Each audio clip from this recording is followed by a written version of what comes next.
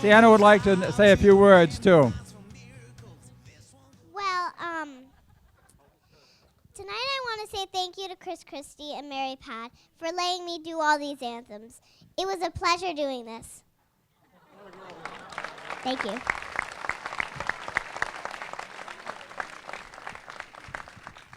Thank you very much, Sienna. And I know the governor and Mrs. Christie really appreciate your father and you and all of your support, and you've been a tremendous addition to this campaign. We should be, let me see, I don't think we're ready yet. So just give us a few minutes. We're going to have a little musical interlude for a couple of minutes.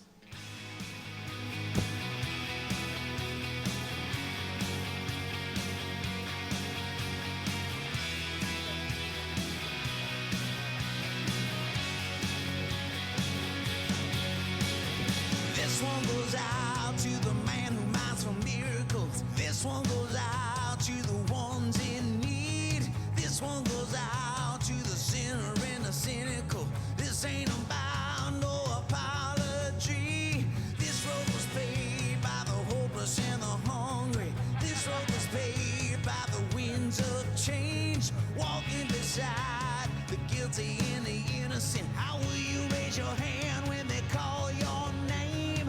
Yeah, yeah, yeah. We weren't born to follow.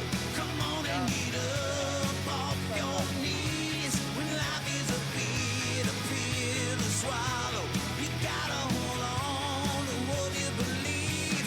Believe that the sun will shine tomorrow. And now your saints and sinners bleed. We weren't born to follow. You gotta stand up for what you believe. Let me hear you say yeah, yeah, yeah, oh yeah. This I'm back. out anyone who does it differently.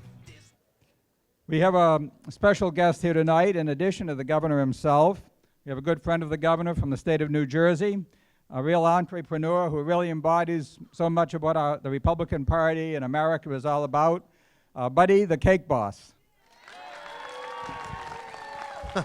Thank you. Thank you. Thank you for the warm reception. Well, it's an honor and privilege to be here today in New Hampshire. It's actually my first time here, believe it or not.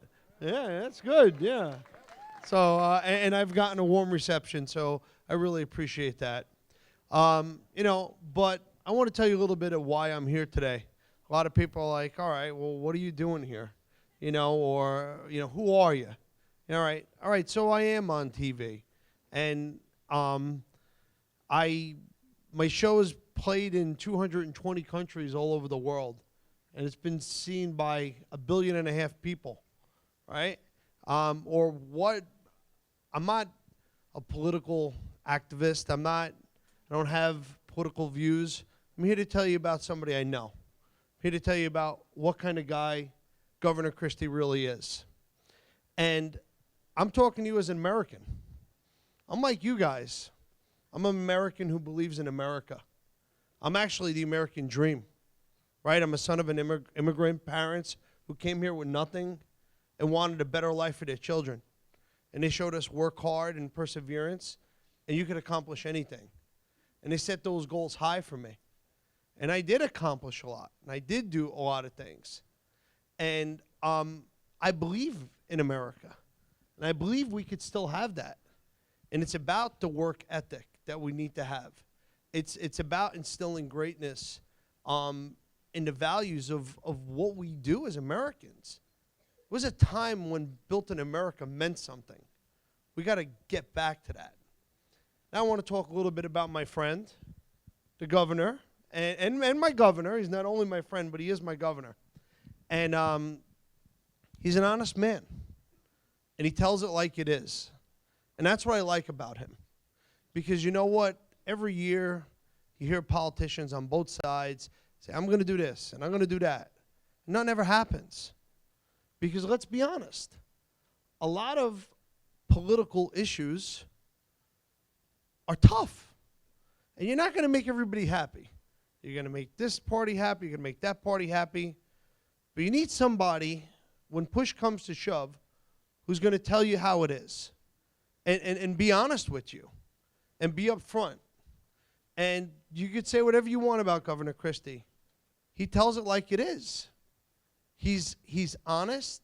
He stands up on something that, on his beliefs, even if it means he gets criticized in the press.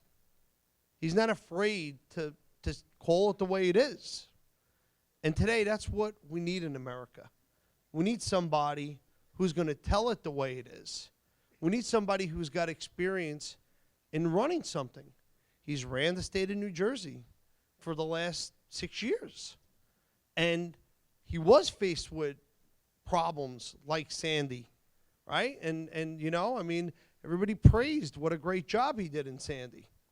And he even got criticized for taking a picture with the president or shaking his hand. Is that a good thing or a bad thing? It was a good thing. His state was in need. You don't know how impacted we were in New Jersey. And the federal government was coming there to lend a hand. When a party sticks out an olive branch, you accept.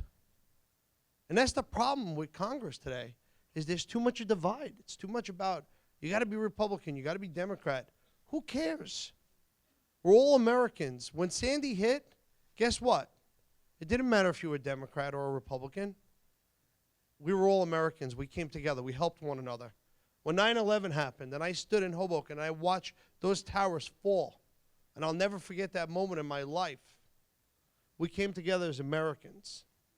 And we need a president who's going to be able to bring the parties together. And why Chris Christie? Well, he's in a Democratic state. New Jersey is mostly Democrats. And he brings both sides together. It's a lot harder for him to pass something because most of, the government in New Jersey is Democrats. And we need somebody who's going to work with Democrats, who's going to extend the olive branch, somebody who's going to work with Republicans to actually get something done. We need to stop the bull crap, and we need to actually make changes. And that's why I'm here for my friend, and who I'm proud to be here for, Governor Christie. Thank you.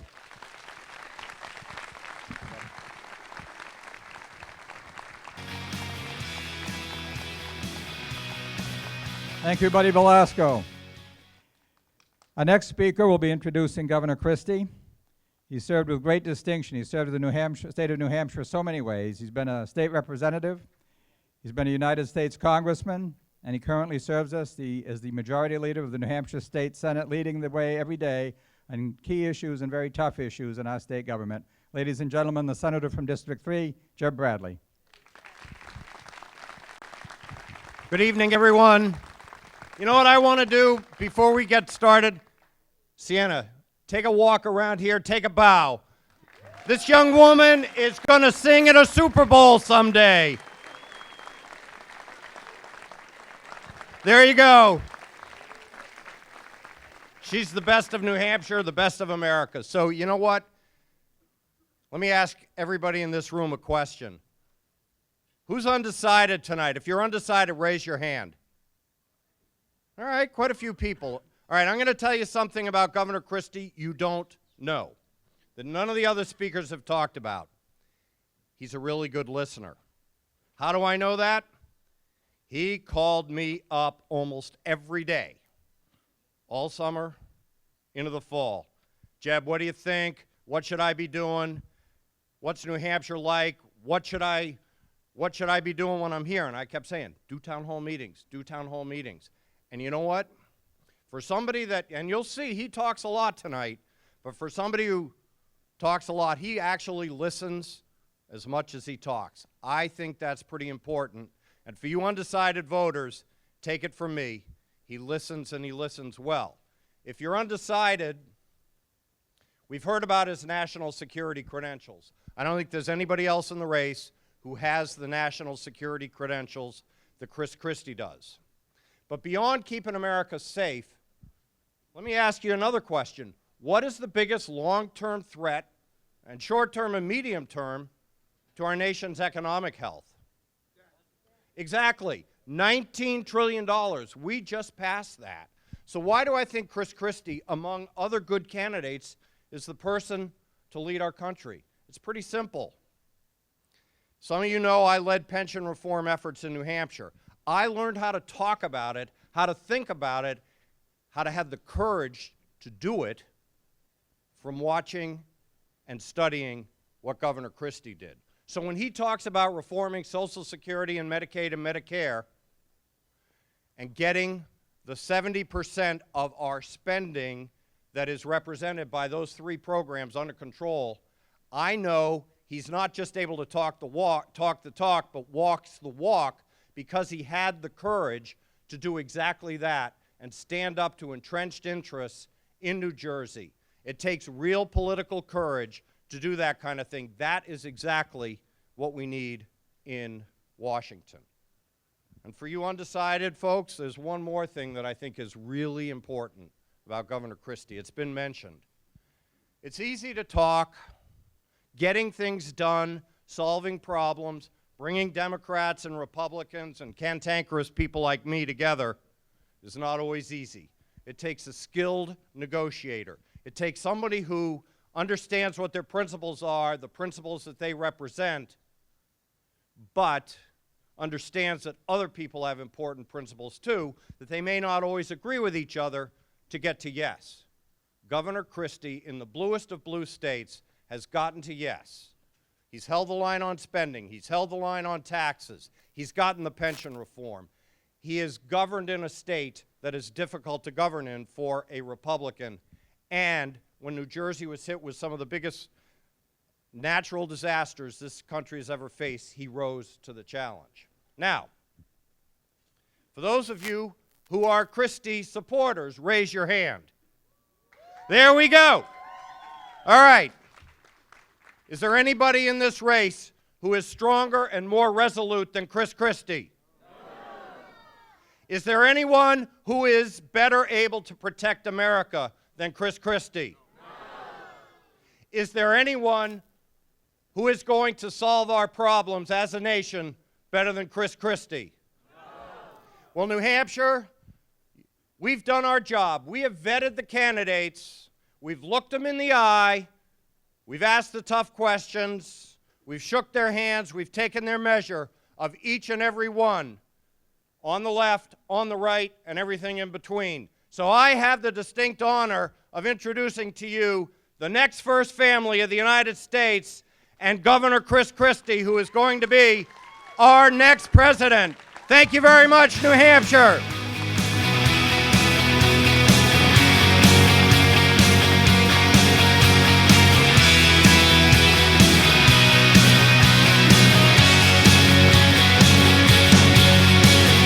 This one goes out to the man who minds for miracles. This one goes out to the ones in need. This one goes out to the sinner and the cynical. This ain't about no apology.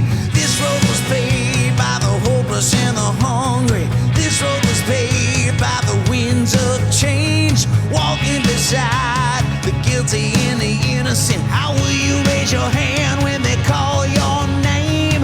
Yeah, yeah, yeah. We weren't born to follow.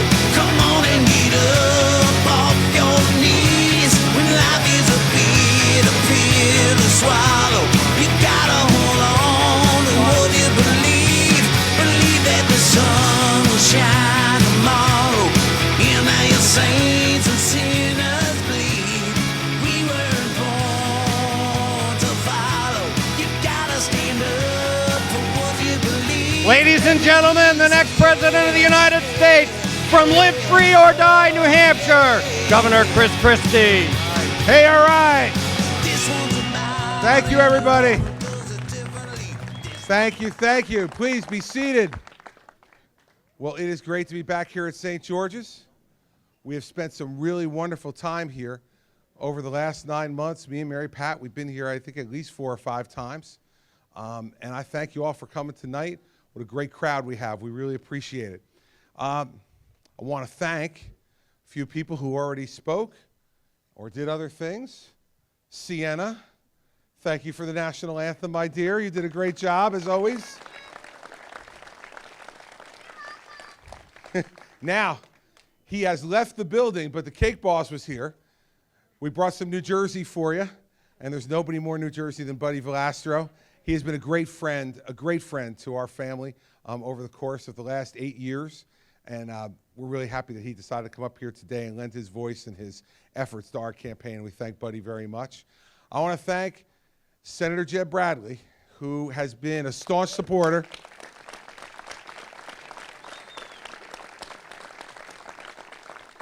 I heard him saying I called him every day, almost. Called him, texted him, sent him pictures, love notes, whatever I had to try to get his endorsement. I'm thrilled that I have his endorsement. I'm thrilled that I've had his help in this campaign, and I know he's going to help us bring this over the finish line tomorrow. He's a great leader for New Hampshire, and he's a great friend of me and Mary Pat. Senator, thank you very much. Now, we have brought the reinforcements this evening. You are used to seeing the First Lady of New Jersey. She has been in New Hampshire 52 days herself. This is my 71st day in New Hampshire. 52 days she's been here. So you're used to seeing her, but we brought some of the reinforcements. So we will go from youngest to oldest. Our number 4 child, who is 12 years old, point guard on the basketball team, tenacious on defense, and keeps us going in our house, our daughter, Bridget Christie. Bridget, stand up.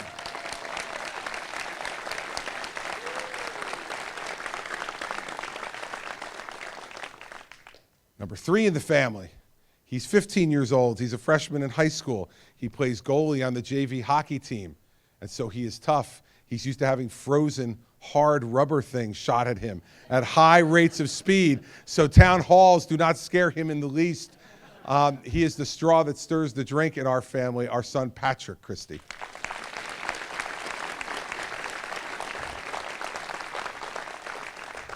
Number 2 is en route. Our daughter, Sarah, is en route from South Bend, Indiana, trying to fly into Manchester tonight. We'll see.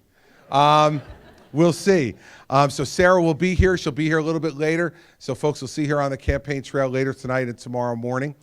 She's our daughter who's a sophomore at the University of Notre Dame. We're very proud of her too. And our firstborn, who is 22 years old and the senior catcher on the Princeton baseball team. He is taking a break from getting ready for baseball and supposedly writing his senior thesis. Since he needs to do that to graduate, Mom and I are really hoping it's happening. Our oldest son, we love him, Andrew Christie.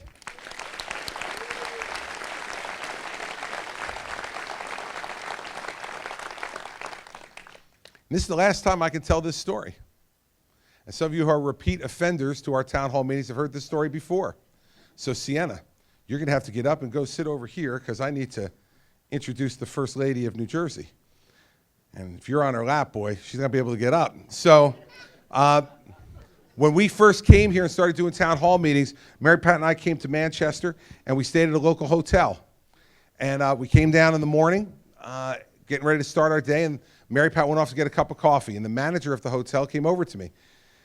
He said to me, Governor, it's really great to meet you. I hope we're going to see a lot of you over the next number of months. And thank you so much for picking our hotel. And thank you for being a patron. We appreciate it very much, and good luck in the race. I said, thank you, sir. We shook hands. He walked away. But then he walked right back, and he said, can I say one other thing? I said, sure. He said, I think you can tell much more about a man by what he does than by what he says. I said, okay, sure. And he said, and I want to tell you, I saw this morning, he said, you could have walked right to your car and sat in your car. He said, but you sat here and you waited for your young aide to go get her cup of coffee. And I think that's a very nice way to treat your young aide. Now, knowing how rumors start in presidential campaigns, I said to him, the woman I came down in the elevator with from my hotel room first thing in the morning is not my young aide. It is my wife, Mary Pat.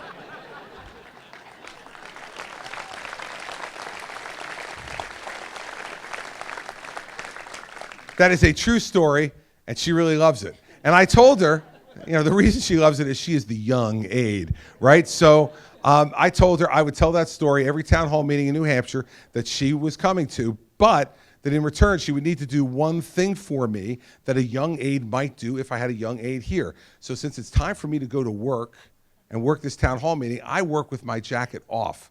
And I need a young aide to take my jacket. So I tell the story if she'll take my jacket, all right? All right.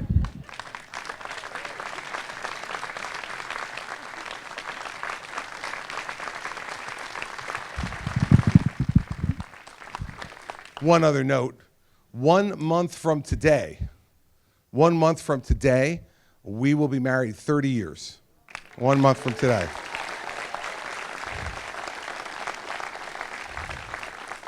Some of you look exhausted at just the thought of being with me for 30 years. She's actually done it.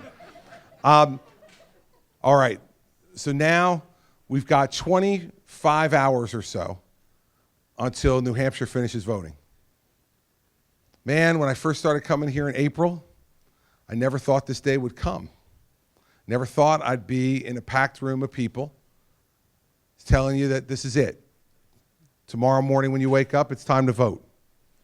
And it is time now. It's deciding time. It's choosing time. Now, I love you people from New Hampshire, because I heard there were a whole bunch of undecided people in here. I love you, really. I mean, seriously. Tick-tock, tick-tock, tick-tock, right? Gonna have to decide soon. Gotta have to decide soon. I mean, I wonder. I've never been up here on Christmas Eve. You people can't decide. Like, what's it like on Christmas Eve? Are the stores jammed? Because on Christmas Eve, everybody's like, oh my gosh, we got to buy a Christmas gift. We got to decide now. This is it. This is the political Christmas Eve in America that comes once every 4 years. Political Christmas Eve in America is always in the same place. It's in New Hampshire. The biggest and most important day in the presidential primary season is always the New Hampshire primary. It has been for 100 years. And tonight is no different. It's Christmas Eve for politicians in New Hampshire. And you all get to play Santa Claus. You all are going to vote and decide who are the people who are going to move on in this race and who are the people who are going to go home. And it's a really important decision. Before I take your questions, I want to tell you two things. First, I hope you watched the debate on Saturday night.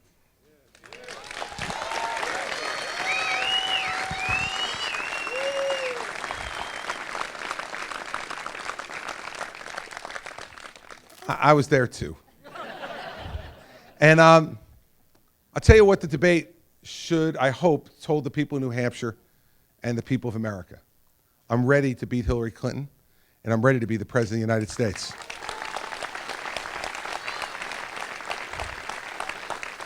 See, and it's got to be in that order, everybody. It's got to be in that order. We got to beat Hillary Clinton first.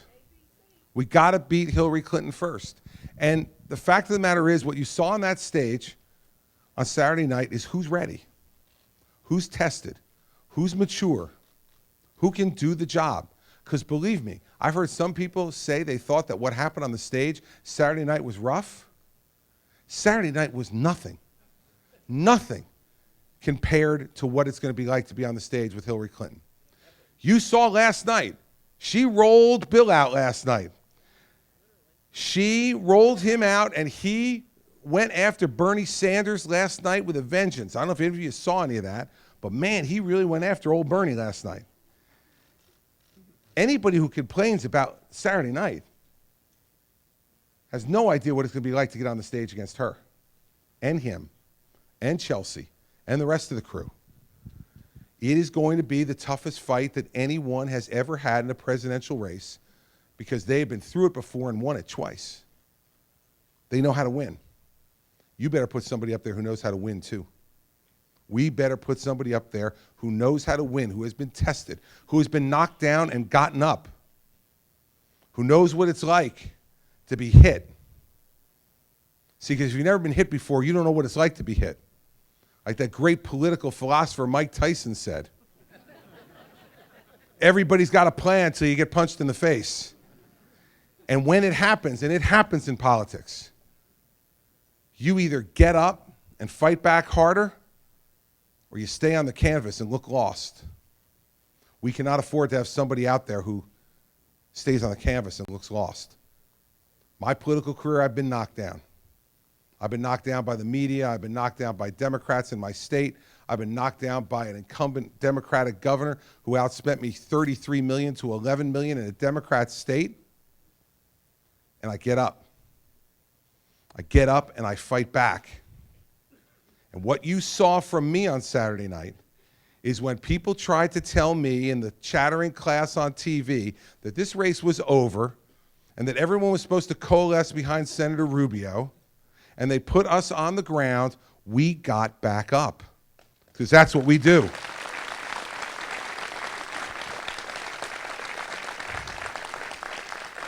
See, because this election is not about me and it's not about Senator Rubio or any of the other candidates in this race. It's about you. What kind of country are we going to have if we have another 4 years like the last 8 years? What kind of country are we going to have with Hillary Clinton as President of the United States? It's unacceptable. It's unacceptable. And so when I fight like I fought on the stage Saturday night, I'm fighting for you. I'm fighting because I want our country to get off the mat. Because I want our country to fight again like we used to fight and win again like we used to win.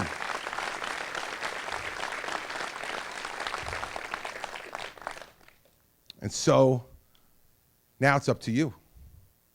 Now it's up to you. And so tonight, for those of you who are here who are supporters of mine, I appreciate that. Thank you for the support. Thank you for all of the prayers and the hard work that you put in for me. And you know, we'll talk at the end that there's more to do.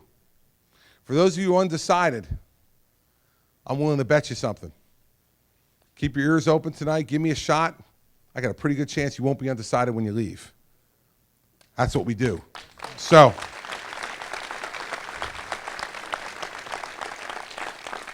all right. So this is the way it works. In New Hampshire, I just have one rule for town hall meetings. In New Jersey, I have 4 rules for town hall meetings. That will tell you everything you need to know about the difference between New Jersey and New Hampshire, right? Gets a little unruly in New Jersey every once in a while. So we got to have 4 rules, but here just one. The one rule is this. You raise your hand, I call on you, you ask a question, you're going to get an answer. Now, I don't know whether you're going to like the answer or not. I have no idea. But you're going to get an answer. And lots of things have been said about me over time. Lots of things. Let me tell you one thing that's never been said about me, that I'm misunderstood. I speak plainly and directly, and I answer the question that's asked. Like in the debate the other night, when they said 68% of the American people think there should be a millionaire's tax. Are 68% of the American people wrong? And the first 3 guys who answered it wouldn't answer it. Well, you know, this, well, that, maybe it. Then I finally said, guys, can I answer that? Yeah. I looked right in the camera and I said, 68% of the American people are wrong. They're wrong.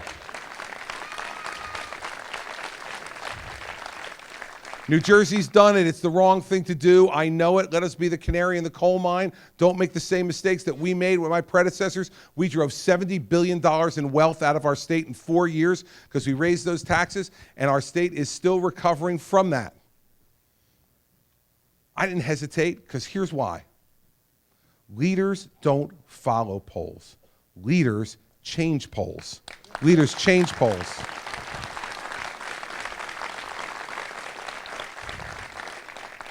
All right, I'm ready. Got warmed up, blood's flowing, ready to go. So let's start. Let's start with this lady, because she's standing. We're going to give her a microphone. Coming up, Brandon's coming up right behind you. Governor, thank you for being here. Thank you, ma'am. I'm one of those typical New Hampshire voters. This is the 3rd or 4th time I've seen you. And it's been wonderful. Every time it's been very insightful. We also have friends in New Jersey, but I don't know the exit. Parsippany. Parsippany. Anyway, I have heard you speak to this, but there's a different part of my question. I'm very invested in the future of this nation because I have been an educator for about 40 years or so. We live, I don't know if you know this, but Manchester is a mecca for refugees. And in our schools, we have upwards of 80 languages that are spoken. I'm interested in what you have to say about the role that the federal government will play not only in the Common Core, but also how some funds, such as one that comes to mind is special education funds, that we don't get all that we are supposed to receive in the state. What role do you see the federal government playing in the education Sure, system? good question. Thank you. Here's my view on it. On Common Core, I think it was a mistake. We tried it in New Jersey, and we were getting rid of it because it's a mistake. And the mistake was manifested to me by three factors. Parents didn't like it, teachers didn't like it, and students didn't like it. When you go 0 for 3 in that way, even a Mets fan knows that's bad. And it's bad.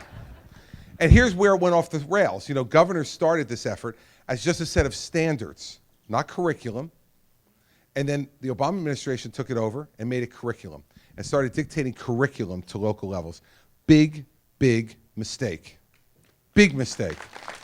And I want parents, administrators, and teachers to decide the curriculum in the Manchester school system. I want parents, teachers, and administrators to decide it in Nashua and all over this state. Curriculum should be decided at the local level because parents, if they have a problem with that curriculum, teachers, if they have a problem with it, should be able to go to the school board and go directly to the people who are making those decisions and speak out and try to make changes. So that's where I feel on Common Core. Now let's talk about funding. The problem with the Department of Education is that they spend, so much money on bureaucrats in Washington, D.C. doing all that stuff that we don't want them to do. So I'd end them from doing that. But I wouldn't eliminate the money. What I would do is send the money without strings attached to local school districts so that that money could be used to help educate our children. And we would put it in separate pots of special education and Title I, other types of things, but take the strings off. Let you decide how to spend it. You know how better to spend it than we do.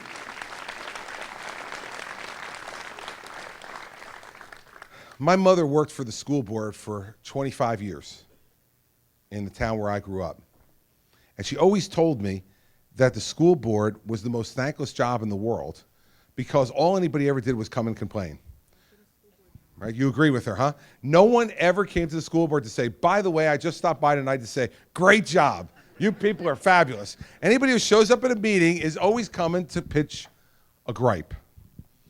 But how amazing it is that they're there, that people are willing to serve, and we should utilize them. And the federal government should trust the local school board members to make the right decisions for their communities. When I'm President of the United States, we're going to get rid of this Department of Education bureaucracy, and we're going to empower parents and teachers and administrators with the finances they need to provide our kids with the best education they can, and in return, I'm going to hold them accountable for the results.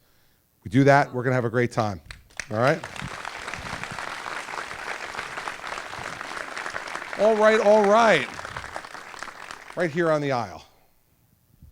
And he's got a microphone for you right behind you.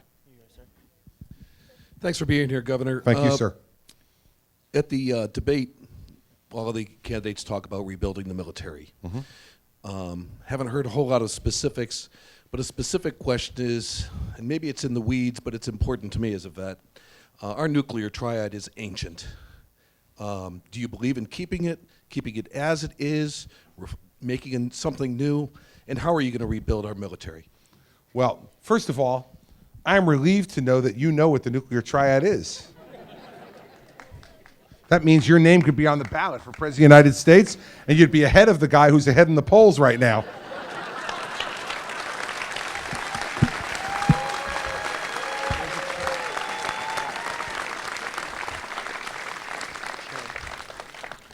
I have a very specific plan, and I'm going to go through the highlights for you. And you go home tonight, go on chrischristie.com. You will find on there my speech that I gave at Portsmouth Naval Yard in May, detailing my plan on the military, and then specific bullet points on the things I want to do to rebuild the military. I'm going to go over the bullet points with you now, and then you can read the substance of the speech if you're interested and you think you need more information, because it's there, and it's a long speech. It's a lengthy treatise on what we need to do to rebuild our military. But here are the highlights. First, right now, as you probably know, we have the smallest active duty army we've had since 1940. Hear that, everybody. The smallest active duty army we've had since before World War II. About 440,000 active duty soldiers. I would raise that to 500,000 active duty soldiers. Second, we have the smallest Navy we've had since World War I. We are down to 260 ships. Remember the days when Ronald Reagan used to talk about a 600-ship Navy, right? We're down to 260. I'd move it to 350. We need to get to 350 ships in our Navy. We are at the lowest level of active duty Marines in decades. I would bring us up to 185,000 active duty Marines and no less. Fourth, on the Air Force, no fewer than 2,600 coded aircraft ready to go in the Air Force. And we need to modernize our Air Force because we're putting new technology into old shells over and over and over again, and we're putting our naval aviators and our Air Force pilots at risk because of the old equipment they're flying, even though it has new technology in it. The old shell is too old, in fact, is older than most of the men and women who are flying them. And so we can't have that. Lastly, I've said, I have addressed the nuclear triad, and I would address one leg of the triad first, and that's our submarine-based. I would modernize the Ohio class of submarines. They are our most invulnerable and our most effective part of the triad. And that's the one we should, because it's $1 trillion project. So we're not going to do it all at once. We can't afford to do it all at once and be irresponsible. So let's do the one that is the most mobile, the most invulnerable to attack, the most effective if we need it. And that's the submarine-based part of the triad. The air-based and the land-based we can get to. And I would do it in that order. I'd do sea, then air, then land-based last. But that's the way I would do it. But first, I would do the Ohio class of submarines, and that's in the plan as well. And we need to do this because we're getting pushed around in the world. Because if I know these numbers and you know these numbers, Vladimir Putin knows these numbers, and the mullahs in Iran know these numbers, and ISIS knows these numbers, and Al-Qaeda knows these numbers. And here's the worst part of it, and this is the part that offends me the most and may offend you the most as a veteran. By having our numbers be as small as they are, we're having to have more frequent and longer deployments. And it is severely affecting the men and women of our armed services. It's not only affecting their physical health, it's affecting their mental health. And we have more young men and women coming home from armed services and committing suicide than we should be able to bear. It is a disgrace on each and every one of us that these men and women go and voluntarily serve, and that we give them more deployments and longer deployments because we don't have the will politically to put our military at the level it needs to be to meet the mission that the politicians have set out for it. And so this is not just about getting new toys for the military. This is about protecting the men and women who protect us. That's the approach I'll take as president, and you can get even more detail on the website if you need it. Thank you for your question.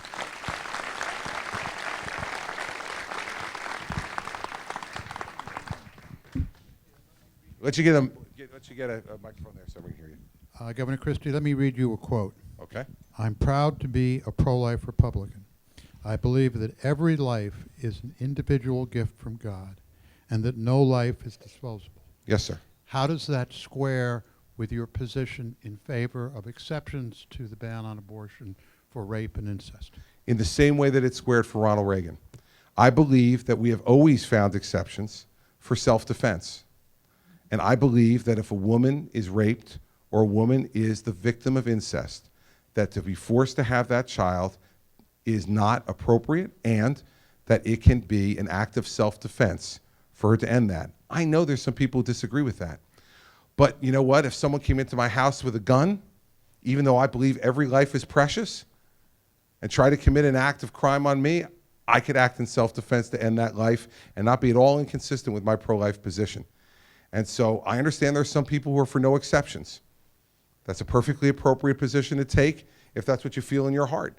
But it is not what I believe in my heart. And if my daughter was raped or my daughter was the victim of incest and she did not want to have that child and she felt it was an act of self-defense to end that pregnancy, I think she should have that option. This happens rarely.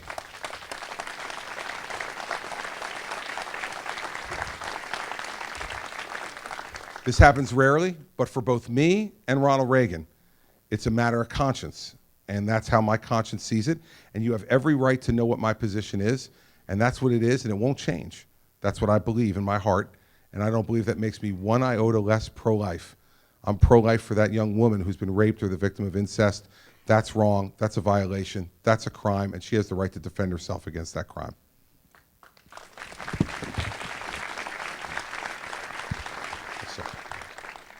She's coming right there.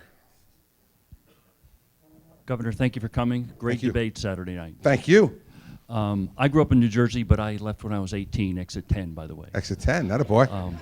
I've got a little concern. You advocated disbanding Social Security benefits for people who had been good savers during their lifetime.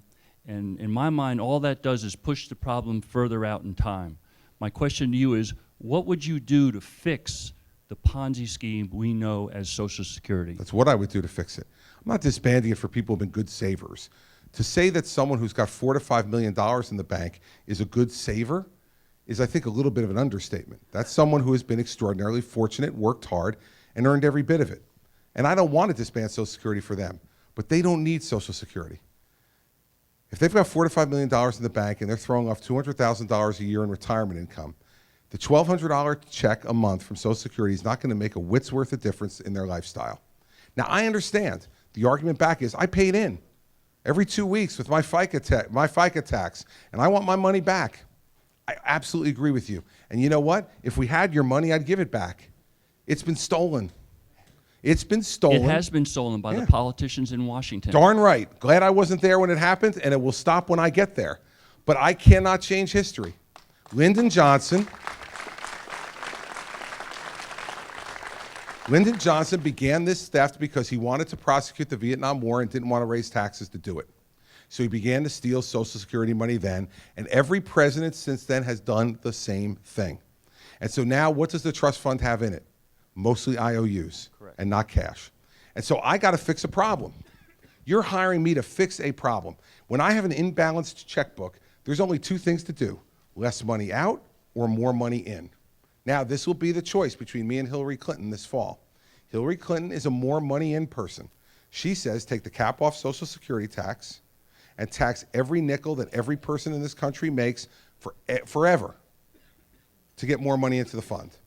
I say, if you've made $4 to $5 million that you've saved at the time you're retiring, which throws off $200,000 in retirement income, that I am asking you to forego your Social Security so that someone who it makes the difference between rent and heat and food gets it. Now, I understand that if you're in the position where you put the money in, you think that's not fair. I don't think it's fair either. But do you think that fixes the problem? Oh, I do. Listen, I do. Or is it a short-term solution? No, it's about a 30-year solution. And, by the way, that's combined with raising the retirement age. I also advocate that, raise that 2 years, phase it in over 25 years. So take it up 1 month a year, every year for the next 25 years. So that means anyone who's on Social Security now is not affected. Anyone who's close may be affected by a few months. And someone who's my age will be affected by about 14 months. I think that's appropriate sacrifice to ask people to make given the condition we're in. But we can't do, listen to what the other candidates in this race say. When Governor Huckabee was in the race, he said that he was going to pass a tax that would make pimps and prostitutes pay to help settle the Social Security problem. He said it on the debate stage. Now listen, I've been to 49 states in the last 2 years, and I've seen a lot of life. And I can tell all of you, God love them, there's not enough pimps and prostitutes in America, no matter how hard they're working, to be able to fix that problem. Then they went to Donald Trump at one of the debates and said, well, Governor Christie says this, but you say you disagree. You know, did you hear Donald's answer? Donald's answer was this: we're not going to change Social Security, not one bit, and here's why. Because when I'm President of the United States, everyone's going to get so marvelously, incredibly, wonderfully wealthy that we're not going to have to worry about it anymore, not one bit. I'm telling you, that was his answer. Now, how do you discuss that? Like, I'm for you being fabulously, wonderfully, incredibly rich, and I'm for me being fabulously, wonderfully, incredibly rich. I just don't know how it happens. But don't you think it's a program that doesn't really work? No, I do think it's a program that does work if we don't steal the money. Exactly. Well, listen, I got to get us back to a point where two things happen. We fix the problems of the past and we stop the problems of the future. So we got to stop stealing the money, and I won't. And we got to fix the problem so that we keep it solvent for the next 30 years. We do these steps over the next 30 years, and we don't steal the money. We don't steal the money anymore. Then we're going to be okay over the long haul. One last thing. Here's why, by the way, my plan is much better than Hillary Clinton's. Hillary Clinton says, if I take the cap off, I get the rich. She does. I don't know what you call somebody who's got $4 to $5 million in the bank, but let's just call them well off, right? They're okay. They're going to be fine. So my plan gets at the very same people. Here's the difference. Let's say they opens up a new bank in Manchester next week. And you went to that bank and you said, I'm going to put my money in this bank. Good new local bank. I want to help support them. So you put some money in the bank. And then the bank goes belly up a year later. And you lose some of your money. Then 6 months later, there's a knock on your front door. Guy comes up to the door. You open it. And he says, hi, how you doing? I'm opening up a new bank in Manchester. I just want to come around and introduce myself and ask if I could have some deposits from you. You look at me and go, hey, wait a second. Aren't you the guy who opened up the bank 18 months ago that went under and I lost some money? And he goes, oh, yeah, but I learned my lesson. Now, you don't look like the kind of guy who's going to have that guy leave your front porch with any of your money. Why would you give it to the government? See, here's the underlying problem with the Clinton plan. The underlying problem with the Clinton plan is she's saying, trust me. I know we've stolen your money for 50 years, but I swear to you, we won't do it anymore. And here's what happens, why it's so bad, because if she breaks that promise, the program's even worse. Worse than it is right now. My plan, all we're doing is sending less money out. Keeping the same amount of money coming in, not stealing the money, and paying less out. I'll end with this. There are no good answers to this. When you've been stealing money for 50 years in broad daylight, there are no good answers to the people who are saying, hey, where's my money? I'm giving you the best answer, the most honest answer. And by the way, remember this, I'm the only person in this race who's given you any answer. They asked Rubio the other night in the campaign, in the debate rather, they asked Senator Rubio in the debate, they said, we'd like to hear about your entitlement reform plan. This is not last debate, 2 debates ago. He gave 90-second answer on his tax reform plan. Then they went to Senator Cruz, and he gave a 60-second response on why Rubio's tax plan wasn't as good as his. And then they went back to Rubio, and Rubio was given 30 seconds on why his was better than Ted's. And I finally interrupted. I said, excuse me, can I interrupt this debate on the floor of the United States Senate to actually answer the question that Maria Bartiromo asked? Here's why they don't have an answer. You want to know why? It's not that they're not smart enough. They're both smart. They're afraid of you. They're afraid that if they tell you what I just told you, that you won't vote for them. I trust you.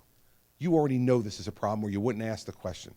And so what you want is a leader who will answer your questions, who will not be afraid of you, but will trust you. And I trust you. Now, Thank you, Governor. in the end, I have to tell you this. It stinks. It stinks to have to inherit this problem. It stinks that you have to be worried about it after all the money you've put into that system over the years. It stinks. But we're adults and we know what happens. Life ain't fair. So we got to go fix the problem, and that's what I'm going to do. Thank you. Thank you.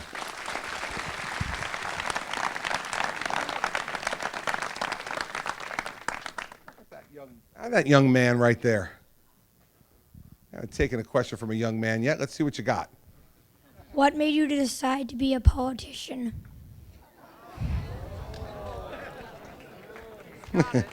You know, I was beaten as a child. No, just kidding. My dad's here. I did that for my dad. That's just a little inside family joke. Don't worry about it. Definitely wasn't beaten as a child. I love to read. I love to write. I love to speak. And I love to solve problems. I love to be the person in charge of solving problems. I love to have the responsibility for making things work the right way. And I love doing something for people outside my family that'll help to make their lives better. And when I realized that I loved all that stuff, I looked for what jobs I could actually do. And there's not many. But being in public life is one of them. Now, I haven't been in public life my whole life. I was a lawyer for a long time in private practice. But around 2001, I decided I wanted to be in public life full time. And I became a prosecutor. And then after I was a prosecutor, I became the governor. But I do it because every morning when I get up in this job, I have a chance to do something great. I don't do something great every day because I'm human. But I have a chance to do something great every day. There's very few jobs where you can say that.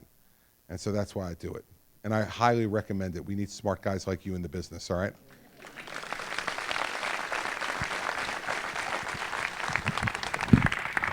Take one. Thank you for taking my question. And great job at the debate. I liked the 25-second memorized speech jabs. I'm an undecided voter, and I'd like to ask you the same question that I asked Governor Bush and Governor Kasich, and it's related to the VA. We know that there have been many issues with veterans not being able to receive health care, and we've heard cards being handed out so they can go see any doctors they like, which is great, long overdue. But I think that there are issues at the VA that perhaps that card can't solve, and I'd like to hear your perspective on how to get to the root cause. I have 3 things. Yep, I'm not done yet. I want to call out a couple examples that my family has experienced personally. I'll run down them real quick.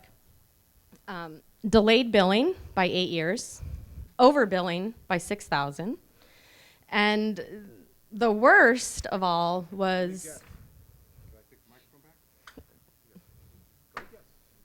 But I got a good story. I bet you do too, because you were at the big debate the other night.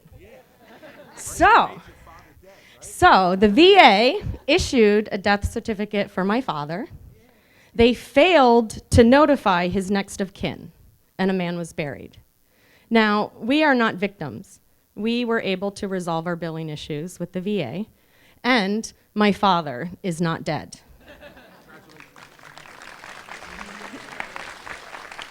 It took 9 months to convince the VA that my father is alive and well. But the real victims here is a family who lost a loved one. And our story is 9 months, but we didn't find out the certificate was issued until 4 months after it happened. So for over a year, some family, somewhere, was missing somebody they love. And that's why I'm bringing this to your attention. It's not for me, it's for that unknown family. And how often does this happen? And I don't want to rant, so I'm going to give you this back.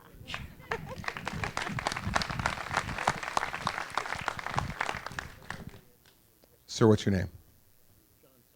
John, congratulations on being alive. Thank you. You look good, buddy, I'll tell you. When I give the answer on the VA, because we all get asked about it, and we should, I talk about the card too, but that's only half of it. See, I don't want to throw the VA away, because there's enormous caring, compassionate people, enormous number of them in the VA who care about caring for vets. And there's enormous expertise in the VA, everything from mental health to prosthetics and everything in between. We got to figure out how to fix the system that has so grossly failed your father, the family you referred to, and countless of thousands of others that aren't represented here tonight by anything except your voice. And to me, the VA is now a hospital system. That's what it is.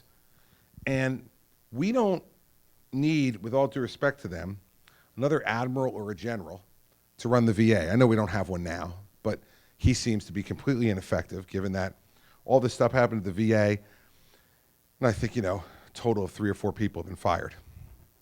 Should have been a lot more than that. Should be a lot more than that. So here's what I want to do. I want to go and find the best hospital CEO in the country who runs a private system. I don't care whether it's the Mayo Clinic, the Cleveland Clinic. There's a lot of good hospital CEOs around the country. And I'm going to call them to Washington after I'm elected president during the transition. I'm going to say to them, your country needs you.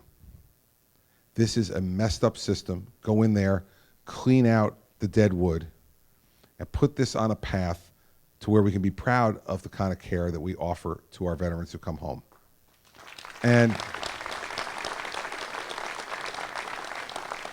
And if the person is willing to agree to do it, which I think most Americans would, if he or she's willing to agree to do it, I would say to them, I don't want to hear from you again unless you need some authority that someone else is saying you don't have. Because when you leave this office, you will have full authority to do whatever it is you need to do within the law to fix this thing. And if anybody gives you a hard time, tell them to call 202-456-1414. That's the White House. Ask for me, and I'll tell them you've got permission. We need to fully empower this person to do everything that needs to be done to be able to fix this. And it will take a few years, because it's taken a long time to get to where it is. Can't answer your question as to how many other people this has happened to, but I'm sure it's happened to lots, right? And I can't imagine how frustrating it was to get the notification you got about your father's death, about the late bill, about all of the things that they're doing not only to you but to others. That's what I see government as being there to do. When that frustration reaches the level it's reached, when that kind of stuff happens, that's when I love to jump in. That's my favorite part of the job. I'll give you one answer on a much smaller scale, but one that was a lot of fun for me that'll tell you the attitude I'll take towards this. Back at home, I have a monthly radio call-in show. I've had it every month. I've done it every month that I've been governor. Actually, even when I was governor-elect, I did it in December and January before I was sworn in 2009 and 10. And in the beginning, it was kind of a combative, I know you find that hard to believe, arguing back and forth about the priorities of the state and all the rest of that new governor would do to try to establish themselves. But as it's evolved over time, the subtitle has kind of become, like in the beginning, one of my friends said to me that it should be, the name of the show is Ask the Governor. So he said it should have been called Ask the Governor, Call If You Dare.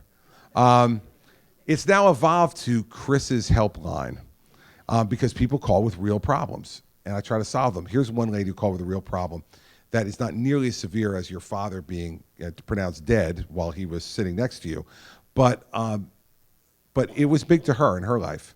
She called into the radio show one night and she said that her son wanted to start a home improvement business, and he had a number of customers that wanted him to do home improvements for them, but in New Jersey you need a license to do home improvements. And she said he had submitted his papers 8 weeks earlier, and that every time he called, the woman said, "It's in the pile, wait your turn."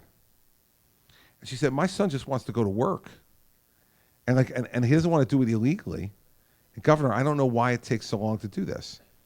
So I put her on hold, and I said to my staff, "Get the name and number of the woman in the licensing bureau who was doing this. If that's for me, tell them I'm busy." And so I said, "Give me the name and number." And I said to the woman in the air, I said, "I'm going to call this woman tomorrow and talk to her directly about it." So the next morning I got into work and I called this woman from my desk at the governor's office. She answered the phone and I said to her, "Hi," and I gave her name, which I won't give now. I said her name and I said, she said, "Who's this?" And I said, "This is the governor." She goes, "No, it's not." I said, "No, it is the governor." She goes, "You sound like the governor." But the governor would never call me, so it's not the governor. And I said her name. I said to her, "Now, do you have a piece of paper and a pen?" And she said, "Yes." And I said, "I'd like you to take down this number." And I gave my number, my direct dial number at my desk. And I said, "I want you to call that back. A woman named Rosemary is going to answer the phone and say Office of the Governor. And you're going to give your name. And when you do, she's going to say, 'Oh, yes, the governor's been expecting your call.'" And I hung up. 30 seconds later, the phone rang. And Rosemary came over. She goes, "It's her." I'm like, "Good." So I got on the phone and I said, "Did you listen to my radio show last night?" She goes, "No, sir, Governor, I did not." And I said, "Well, are you familiar with this name?" And I gave the guy's name. And she's like, "Yes." And I said, "Is it true that his application has been sitting for 8 weeks on your desk, and when he calls every week to ask for it, you say, 'It's in the pile, wait your turn'?" "I don't remember." I said, "Well, he has a pretty clear recollection of it, so here's the thing. His license is going to be issued today. You understand? Today. He's going to call you in 15 minutes, and you're going to give him a time for him to come down and pick up his license so he can get to work." And she said, "Yes, sir." And I said, "Thank you so much." We got off the phone. He got his license that day. That's not the end of the story, though, because this is New Jersey, right? Don't clap yet. Don't clap yet, because this is New Jersey. Okay, so you got to be ready for this. So I think I've done a really great thing, right? 2 weeks later, Rosemary comes into my office, and she says, "Remember the woman from the radio show with her son with the home improvement thing?" I say, "She's on the line." Okay, so I figure, oh, this is great. She's going to call to say, "Thank you so much. This is wonderful. You're the best governor in the whole world," and all the rest of it, right? So I get on the phone ready to be bathed in love. And she says to me, "Hey, Governor, by the way, I wanted to call and just say thank you. My son got his license that day, and it was wonderful." She said, "But I think you need to hear what the woman told him when he got there." And I said, "Okay." She said, you obviously told her to get it done. I said, I did. And she said, when my son went in, he said, thank you. And she goes, listen, it'll be a lot easier if next time you just tell me you're friends with the governor, and then I'll get it done right away.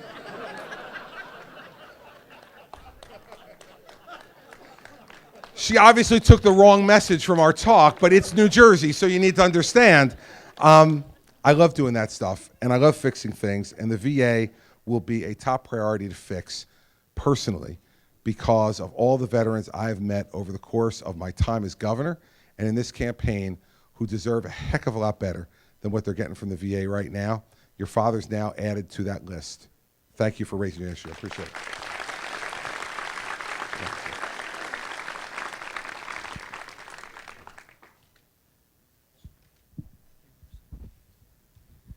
On that note, I would like to know what you plan to do in regards to the FAA. My boyfriend graduated from Daniel Webster College 4 years ago with a degree in air traffic control, which unfortunately for him is a job that he can only get through the federal government. And the FAA has changed their hiring process, I believe, at least twice since he graduated. About 6 months after he finished, they decided that the advantage that you gained at that point by going to a program that they had vetted for ATC, they pretty much did away with all of that advantage. And so he's now lumped in with the general public and waiting to get a job and is still waiting 4 years later. So I wanted to know, on that note, what you might plan to do in order to fix that, because in the meantime, we have controllers who are working mandatory 6-day weeks, very long hours, and that's certainly not in the best interest of the American public either, who are flying on these airplanes. Well, I have to tell you the truth. Never heard that one before. Like nearly 80 town hall meetings in New Hampshire and never heard that story about the FAA. This is another reason why this will be a really great job, because there's no shortage of problems, right? So I'm going to be really honest with you. I have no darn idea. None. Because it's the first time I've heard it. Now, remember something. I am a finely trained lawyer, which means that on a moment's notice, I could make up a convincing answer. But I'm not going to do that because you deserve better than that. So here's what I'm going to do. We're going to send one of our folks with the microphone up with a piece of paper and a pen. You're going to write down your email address for them. I'm going to get smart on this, and then I'm going to email you an answer back. But I don't want to make one up now, because if I did, I might be right, I might be wrong. I could probably fake my way through it. But there's no reason to do that, and that's not who I am. So you give me your email address, I'll look into it, I'll talk to the people that are smart about this issue, much smarter than me, and then we'll get you an answer back about what I would propose to do about it when I became president.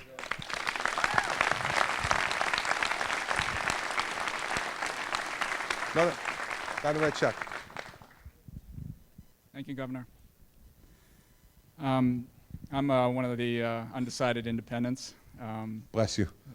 Yeah. So here's a chance to lock up my vote. All right. My question is, what do you believe was the objective of the 9/11 attacks? What do I believe Al-Qaeda's objective was in the 9/11 attacks? Yeah. I believe the objectives of the 9/11 attacks were twofold. First, were to prove to the world that Al-Qaeda was a movement of great strength and great power, and a movement that needed to be both respected and feared. And second, I believe it was to inflict as much damage as possible on the American people, because their leader and members of Al-Qaeda believed that America was a cause of great tumult and turmoil in their society and in their religion, and that they believe that our life should be governed by their religious beliefs, not the other way around, and they wanted to use that intimidation and that death and violence to attempt to intimidate us into capitulating to their point of view. Those are my two, but you got others, I'm happy to listen. Well, that's a much better answer than Governor Bush gave me. All right. Are you considering anybody else? Or just me and Bush? It's pretty much, he didn't answer the question. I'm a winner then, aren't I? You're ahead. You're ahead.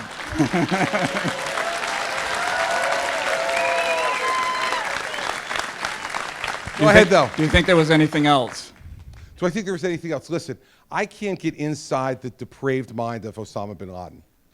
And I'm sure there may have been other things that were going through his head some that were personal slights that he felt as a member of a very prominent, wealthy Saudi family towards our country and towards the royal family in Saudi Arabia, who we are supporters of.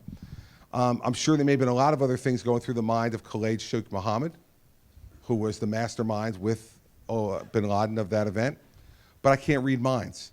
I just believe both in what they said and how they acted before with the USS Cole, the embassy bombings, that that was their intent and that they slowly upgraded to the attack that they had. There may have been other things that went on in those depraved minds. I'd only be guessing. Those are the two things that I feel most firmly about. Could I read 2 sentences from the 9/11 Commission report? You may. You mentioned the attack on the USS Cole. And, Yes, sir. And as you know, there was no U.S. military response to that attack. I am aware. See if I can hold this steady. In February 2001, a source reported that an individual whom he identified as the big instructor, probably a reference to bin Laden, complained frequently that the United States had not yet attacked. According to the source, bin Laden wanted the United States to attack, and if it did not, he would launch something bigger. 7 months later, he did launch something bigger. This statement strongly suggests, and many other statements that bin Laden made, that one of the objectives of the 9/11 attacks was to get us to invade Afghanistan. Our invasion of that war, or of that nation, and then later Iraq, ignited wars that raged out of control for years. Today, those wars are estimated to have cost over $4 trillion. To put that into perspective, that's more than the sum of the Social Security and Medicare trust funds. That we let Al-Qaeda do that much damage to our nation is just unbelievable. I believe the 9/11 attacks were just the trigger and the archetype of the much larger attacks that followed. I believe they were the knives that Al-Qaeda used to hijack our military and turn it into a weapon of fiscal mass destruction. I'd like to know, if you're elected president, would you prevent that from happening again? Well, it depends. Let me answer it this way. I think I think many of us, not all of us, I think many of us would look back on the Iraq War and say that it was a mistake. I do, based upon flawed information that the president was given at the time. And I think if many of the folks who made those decisions had the chance to do it again, they'd do it differently, based on what we know today. On Afghanistan, it's a much trickier issue. On Afghanistan, the real question becomes, if we're going to get into a battle like that as a way of trying to prevent a place from being a breeding ground and a staging ground for attacks on our nation, the question is, how do you contain their ability over the long haul to do that? One of the things that bothers me the most about Afghanistan, and I'm bothered much more by the Iraqi war than the Afghanistan war, but what bothers me the most about Afghanistan is the president's desire, this current president's desire, to pull out of there and to essentially cede back everything that we fought for over the last nearly 15 years now, 14 years. We still have troops in Western Europe. We still have troops in Korea. We have them there because we were trying to preserve gains that we made in those areas so that things would not devolve back to their old state. I think in the main, those actions have been fairly successful in maintaining kind of the peace and the status quo in those areas. So my view on Afghanistan is that we had to do something to arrest out the Al-Qaeda training grounds, and we needed to disrupt their networks. And I think all those things were fairly effective in preventing future terrorist attacks in the next 7 years in the United States on American soil. So I would disagree with the Iraqi war. I don't disagree with the war in Afghanistan. But what I do disagree with is that what we didn't do in Iraq and what we're looking like we won't do in Afghanistan if this president has his way is to keep a stabilizing force there for a period of time to be able to buttress up that government and not have us devolve into what we've devolved in now, certainly in Iraq, what we could devolve into in Afghanistan. I understand your question, and you're saying they suckered us. that what they were looking to do was bankrupt us, get us into a war we couldn't win, sucker us into it, and do that. You know, I think you might have been giving them too much credit. I think bin Laden wanted to be attacked because bin Laden wanted to be in a fight with the United States because it enhanced his credibility in that part of the world, enhanced his power and authority if we chose him. Of all the different Hezbollah, Hamas, al-Nusra, all the different groups, that we pick them to launch war against, I think that enhances him in that way. I think you might be giving him too much credit on the sucker punch to just try to destroy us economically. I could be wrong. We're both attempting to take some lines from the 9/11 report and others and read his mind again. So I would agree with you on the Iraqi war. I think we disagree on the Afghanistan war. But what I do know is that we should have been solidifying the safety and security that we brought to those places by leaving a small force there, like we did in Europe, like we did in Korea, to try to solidify those gains so we don't have the unrest we have now. Because the unrest we have now in Iraq for certain, and Afghanistan is bubbling again, I think may make us all feel like even more convinced that those efforts would have been worthless. And I don't think we should do that. And I think it would be bad for America, and it's certainly bad for the fighting men and women who gave their lives and their limbs in those efforts. So that's kind of where I stand on it. But thank you. Very thoughtful questions. I appreciate it.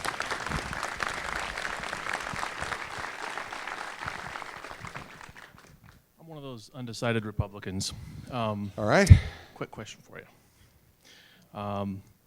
If you make it to the general election, Hillary's going to be pushing equal pay for women, and she's going to get a lot of support for that from women voters especially. What's your answer? How are you going to combat that? My answer is I am for say? equal pay for women, but I'm not for the government deciding that. How do you do it? You do it by setting a culture in this country that says that it's unacceptable. By the way, you know how many laws we have now that women can sue under if they feel as if there's disparate treatment in the workplace? We got enough to fill a couple of volumes. See, this is the difference between Republicans and Democrats. There are never enough laws for Democrats, but they don't want to enforce any of them. Right? So we got tons of laws in this country on guns, right? But this president doesn't want to enforce any of them against criminals, nor does Hillary Clinton. What they want to do is make more laws, because when they make more laws, it looks like they're actually doing something when they're really not doing anything. This is the same thing on equal pay. I talked about this the other day. I have a wife who for the last 29 years and nearly 30 now of our marriage has made more money than me every year. Every year. Now, some people say to me, geez, does that bother you, Chris? Do you feel somewhat like, less manly? Yeah, manly maybe. For that reason, you know how I answer that question to people? It's a 3-word answer. You ready? Joint checking account.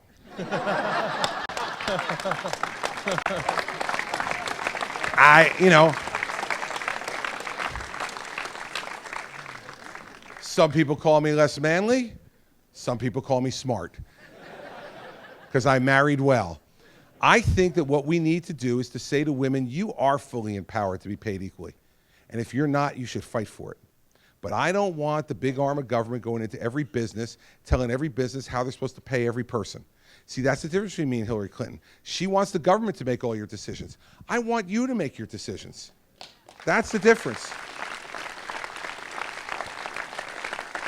And let her, for 1 minute on that stage, try to call me someone who's bigoted against women well, of course she will. She'll call me everything. But guess what? I'm from New Jersey. I've already been called everything. I've been called everything. I know how to do this, right? So this is why it's so important who you have on that stage. I'm not going to cower in front of Hillary Clinton. She's going to accuse me, and I'm going to say, you're wrong, Mrs. Clinton. And you know what else you're wrong about? You're wrong about the government making every decision in every person's life. This government is so messed up after 8 years of you and Barack Obama, they shouldn't be deciding what to order for lunch for people, let alone anything else. We'll do a little of that. We'll see how she likes that.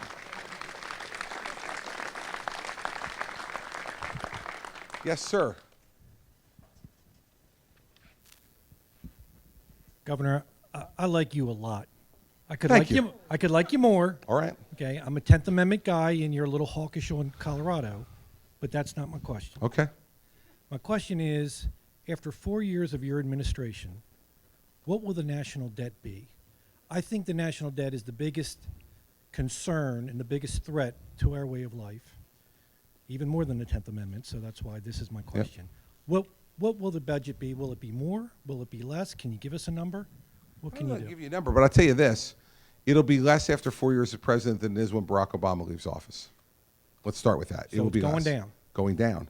And here's how it'll go down. Because of the entitlement reform plan that I intend to get passed, because I'll treat it the same way I've treated New Jersey. New Jersey now has $2.3 billion less in discretionary spending.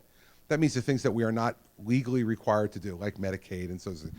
Everything else in the government is $2.3 billion less today than it was 8 years ago. I mean, that's real shooting. That's not like $2.3 billion less off the increase. That is in actual dollars, $2.3 billion less. That takes an enormous amount of discipline, an enormous amount of putting the blinders on and not letting the special interest groups scream and yell in your ear and get in front of your eyes and distract you. So the record in New Jersey will tell you that we spend $2.3 billion less today on the things that we have the discretion not to spend on than we did 8 years ago. So I have a record of doing this in New Jersey. I will do it as President of the United States because you know why? We have no choice. If we don't start turning this train back the other way, we are going to become Greece. And they're not going to become Greece on my watch, over my dead body. Good to hear. When you come back in 4 years, we'll hold you to it. That's all right. I'm ready, baby.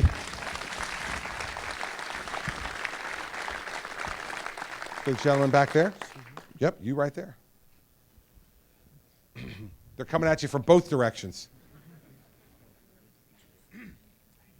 Governor, I'd like to know, would you expand national service in your administration so that taking a year off to serve your community and your country not only becomes a common opportunity but also a cultural expectation? Yes, and here's why. 2 reasons. First is because I had the experience of Hurricane Sandy, and we had hundreds and hundreds and hundreds of AmeriCorps folks come into our state to help us rebuild our state. They not only helped to rebuild our state, they helped to rebuild the spirit of our state because they came in with enormous enthusiasm, and they came in absolutely believing they were on a mission, and they inspired me. They inspired the people in New Jersey. I will tell you that. Secondly, I think it's part of the solution to our student debt problem. I want to encourage more people to go into national service, and even for longer than a year, as a way also of working off their student debt. We are having an explosion of student debt in this country, and it is crippling our young people's ability to get a job that they want when they leave and to keep doing the things that you do when you start your life. Buy a home, buy a car, get married, because they have to pay off this enormous debt. If they wanted to do 2 or 3 or 4 years of national service, we'd give them credit every year towards their student loans, off of those loans, to try to work them down either to 0 or to a reasonable level so that when they leave national service, they can go into a career that allows them to follow their heart, not just their checkbook. So those are the 2 reasons I'd be in favor of expanding the national service, and it's one of the things that I would try to do very early in the administration. Thank you. Sure. Now, this guy over here with the hat on, he's been to like, I don't know, 3 or 4, right? 3 or 4, and I haven't called on him yet, and so I'm going to call on him now because it's the last night. And in your hat, we might call it the final roundup. So since we're in the final roundup, let's see what you got. I'm a member of LEAP, Law Enforcement Against Prohibition. It was my experience as a detective that the war on drugs, this modern prohibition, has been the most destructive, dysfunctional, and immoral policy since slavery and Jim Crow. And of course, we all know here that New Hampshire and the rest of the country is awash in a tsunami of heroin that my profession, not sitting on its hands, has been unable to touch and stop at all. And this is after $1 trillion and 44 years of effort. Drugs are cheaper, stronger, and readily available to every teenager across the country. As president, I can tell you with authority, being an advocate and lobbyist in Washington, D.C., you're going to have a bill on your desk that's going to apply the 10th Amendment to the issue of marijuana. It's going to repeal the 1937 law and give back to the states the ability to choose their own path on marijuana. Will you sign it? No. No, I won't. I won't sign it. And I think you're wrong. And the next step is going to be we're going to legalize heroin. Because if we're washing heroin and it's cheaper and it's more available, and all the enforcement we've done against it hasn't changed a thing, so we should legalize heroin. Let's legalize cocaine too. Let's legalize PCP. Let's legalize LSD. Let's legalize all of it. Let's tax all of it. Let's make blood money off all of it. Sorry, I don't agree. I think it's bad for our country, and I won't sign it. And people need to know that. I've been very clear about that right from the beginning. I am not, and I don't know why pot is the one thing that's picked out, because your argument should apply to all of them. It does. Okay, and I don't think that there's a consensus in America, and there certainly is not a consensus in the mind of this president, to legalize heroin, to let you buy heroin at the corner store, to let you buy legally cocaine at the corner store. Sorry. Now, I know there's people like this gentleman who disagree with me. Perfectly his right to disagree with me. But I do not believe that we will make our society a better place by making it socially acceptable to do this. What I think we need to do for those folks who are suffering from this disease is what we do for folks who are suffering from other diseases. Treat them. Treat them. Now, we need to do more to try to intervene at the border, but we're not going to ever stop the flow of drugs into this country effectively until we stop and slow the demand for drugs in this country. And the way I think most effectively to do that is to treat those who have become addicted. It's not going to be perfect, but your way is not going to be perfect either. So we have a difference of opinion on this one. My view is that legalizing any further drugs in this country will be even more destructive to the young people in this country and to the families in this country, and I won't do it.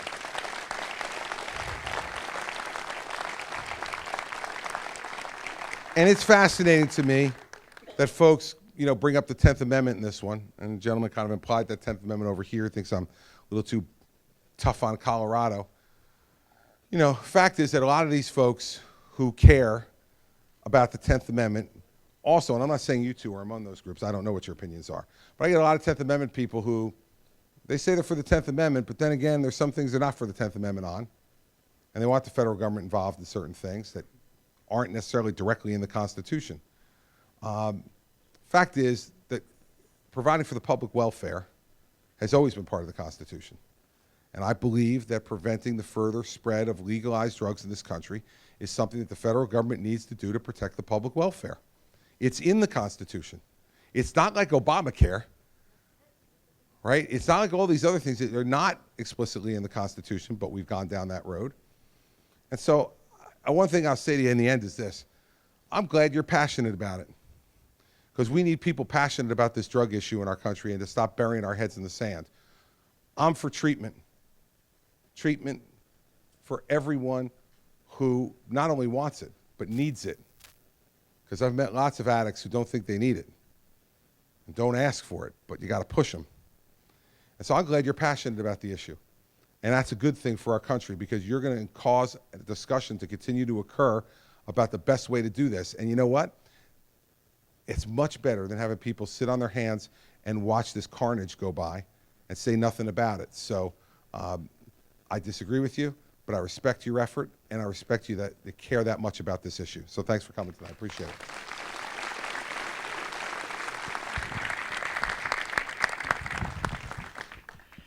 As a former federal prosecutor, you might know that people with disabilities are 2 to 3 times more likely to be victims of violent crime than the general population. What would you do as president to reverse that trend? Hire an attorney general who's going to force the law equally against everyone. The problem with this attorney general, the last 2 attorneys general, have been pretty simple. Both Attorney General Holder and Attorney General Lynch like to pick and choose the crimes they prosecute. They pick winners and losers in prosecution. They don't want to prosecute folks in Colorado. That's a choice. You might. You might. I might give you 30.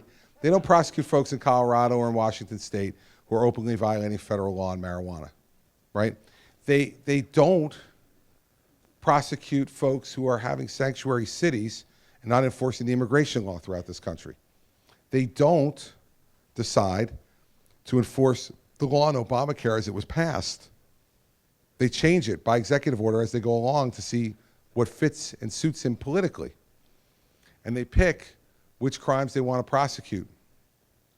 The way you should pick the crimes you prosecute is you prosecute the crimes that are committed, without exception.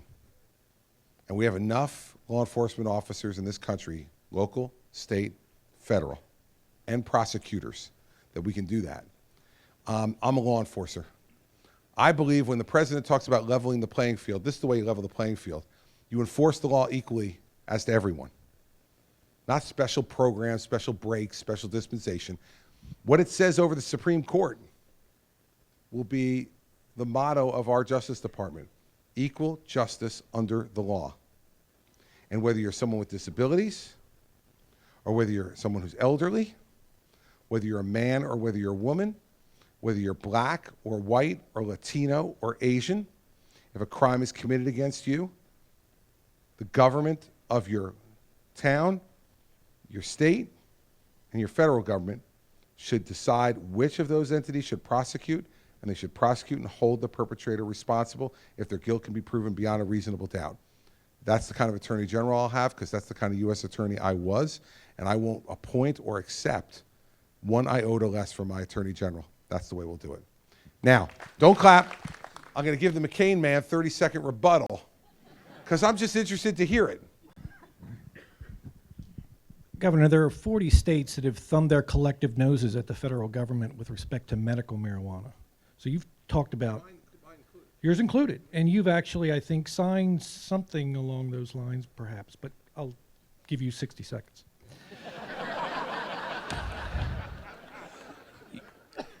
I have hope for you to understand our position on this, because you tell a very compassionate story about a friend who was lost and the drug war failed him. I'd be curious how you would wage the drug war differently to help your friend. You know, I also think he who fights everywhere fights nowhere. And we are spread so thin, our law enforcement is spread so thin, that it can't chase people who are blowing up airplanes at the same time they're chasing a green plant. Now, there you go.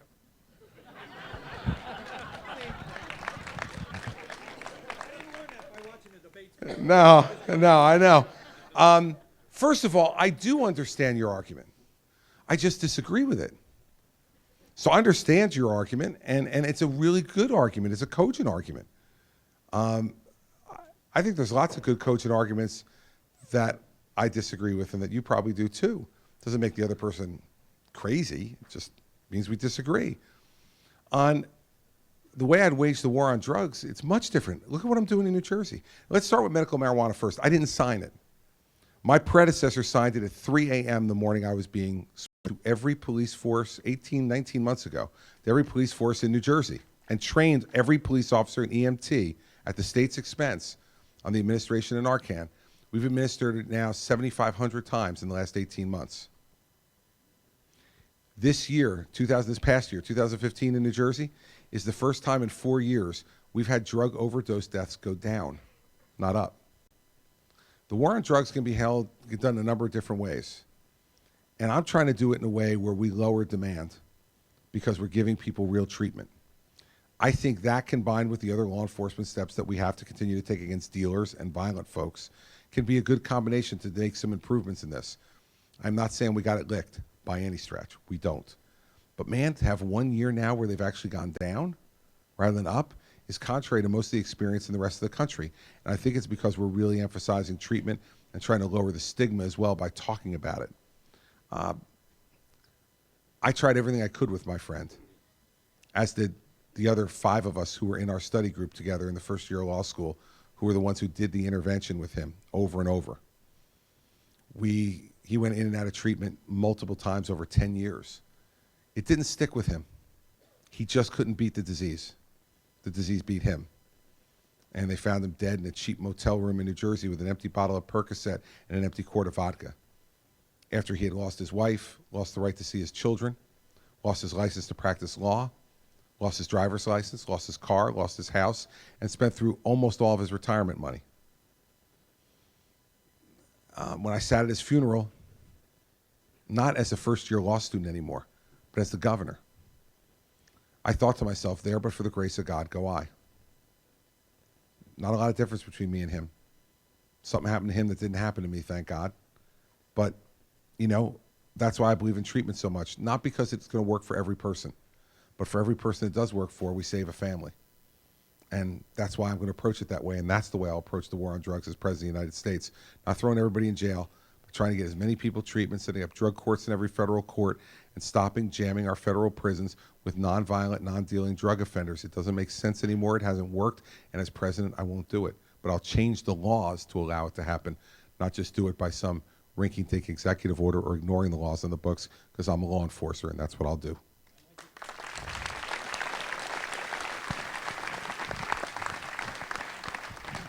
Governor, I might just point out that your Exhibit A, that this is a state approach should be the right approach, not the federal government's approach. So thank you for that. Thank you, sir. All right. Now, they're telling me I could take one more question, and you know what that means. I'll take two. Right. I'll take two. And the reason is I want them to know I'm still the boss. And so I'm going to continue to be the boss. Now, this gentleman over here, right here, he's got a question. Hello. Hi. Thank you very much for meeting with me earlier. It was an honor. I wish I could have gotten a photo. I hope my mom can get one right now. Prove to my friends I was here. Mom, are you in the chair right there? Come here. Come here. Come on. Help her down. Come on. I got to prove to my friends. Come on. Come on. Let's get the sign in the back. Your friends will really know you're a big deal.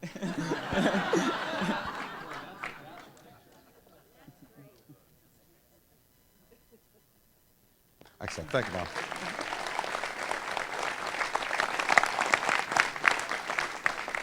Mom. That wasn't the only question, though, right? Oh, no. All right, good. This is my first time voting. It's going to be. I can't wait. Thank you.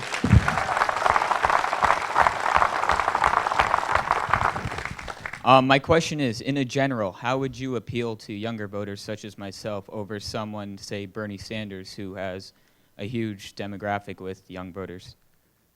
What's the thing that Bernie, like, do you agree with anything Bernie Sanders says?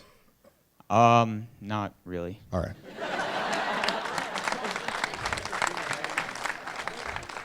A vote for sanity. Excellent. All right, here's first of all, I don't think Bernie Sanders is going to be the nominee. I think Hillary Clinton's going to be the nominee. But let's put that aside for a sec. I think that young people have a fundamental decision to make. Who's going to control their future? The government or you? See, I think, now Buddy Valastro was here before, right? Now everybody has fun with Buddy. He's a fun guy. He's a lot of laughs. The show is funny. His family's crazy. We know them. If you watch the show, you just shake your head, right? Like, you're like, how did this happen? But this is an amazing American story, okay? His father, whose name also was Buddy, that's another New Jersey thing, bought that bakery in Hoboken in 1963.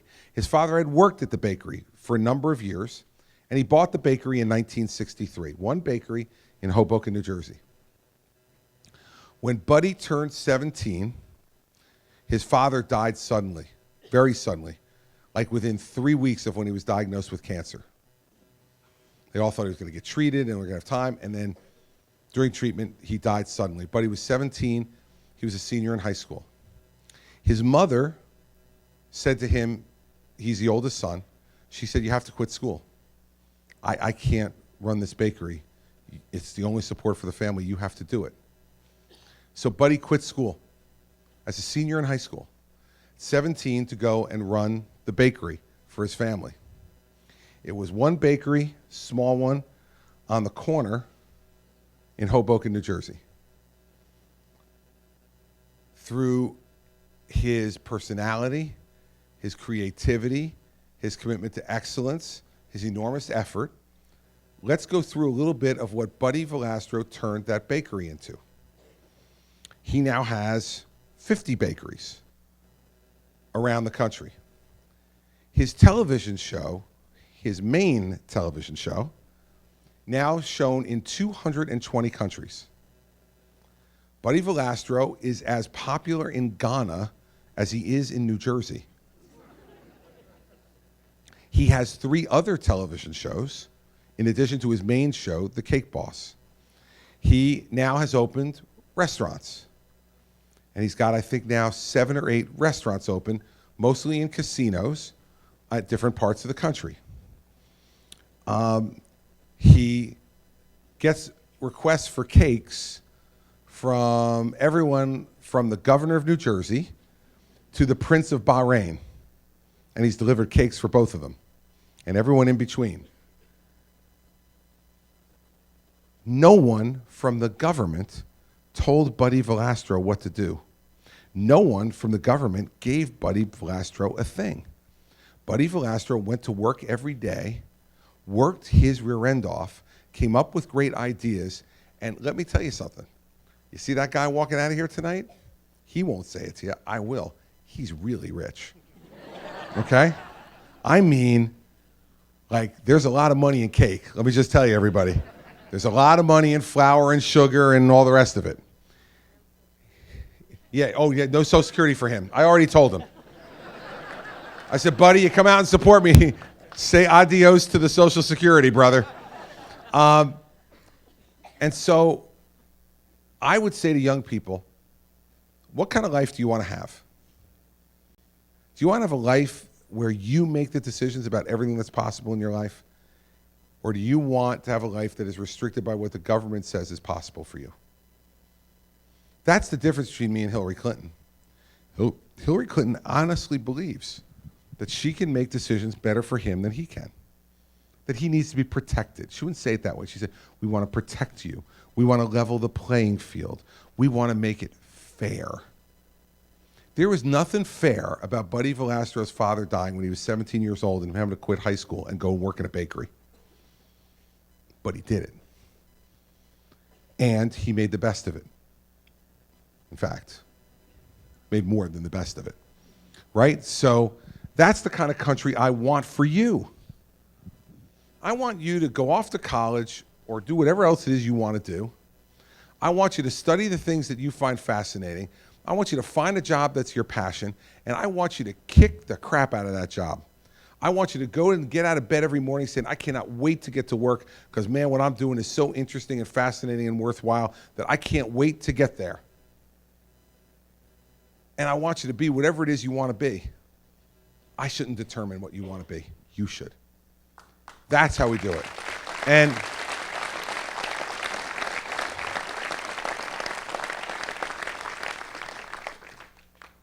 then I'll let her talk. And then I'll win. That's the way it'll work, all right? All right. Final question will go to this young lady right here.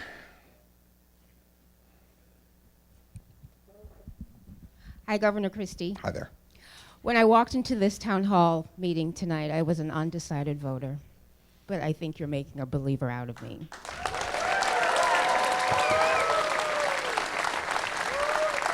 How about you? All right, I got the guy next to her too, so we're doing all right. My quick question is, I just want to know your thoughts on TTP. Okay, here's my concern about TPP. My concern is, I got to be honest with you, that Barack Obama negotiated it. I've watched the Iran negotiations. I've watched him pay ransom for hostages. I've watched him trade for a deserter. And I just don't trust him to negotiate agreements. So now TPP is 6,000 pages long. So I'm not going to tell you I've read it. I haven't. I've read highlights, I've read summaries, and I think there's some good things in there and there's some things I don't like. But I don't think, my instinct tells me that it's not the best deal for America because the president negotiated it and he just hasn't shown himself to be a good, strong negotiator. And so what I would suggest we do with TPP is put it on the shelf until January. Let this presidential election play itself out. Don't let it get involved in the politics of the presidential election. Put it aside, because if it gets involved in the presidential politics, my guess is it will get killed without any discussion. So let's let it go. Let's let the new president and new Congress set a deadline and say, okay, by X time, we will consider this. And if the president and the Congress decide that it needs to be reopened and renegotiated, you go back to your parties and see if they're willing to do that. And if you don't, you want to approve it, then we'll approve it. But I just think there is such distrust, especially among Republicans. of the president's ability to negotiate. That to go out in favor of TPP right now would be wrong. And I think if there were bad results from it, everyone would rightfully second guess us for just accepting a 6,000-page document without really knowing everything that's in it. But I will tell you this on trade, that I believe in free trade with other countries. I believe that if America's allowed to compete, we'll win. We just can't have one hand tied behind our back. So like the president does the Paris Climate Agreement, and it says that those restrictions on energy production and everything else are put in place on America in 2016, but not on China till 2030. So China can pollute for another 14 years unabated. And any of you who've been to China or seen pictures, there are days in Chinese cities where you have to walk around with surgical masks on because you can't breathe. I asked the vice chairman of the Communist Party in China who came to visit me in New Jersey, I said to him, what's your plan on dealing with the pollutants in your air? This is an absolute incredible answer through an interpreter. He said to me, well, I've gone while I'm in New Jersey to see your great scientists at Johnson & Johnson and told them to work harder on a cure for lung cancer. Doesn't sound like a guy who's committed to, like, the fight on climate change. Yet we're going to sign an agreement with these guys and let them pollute for another 14 years. So that's where my suspicions come from.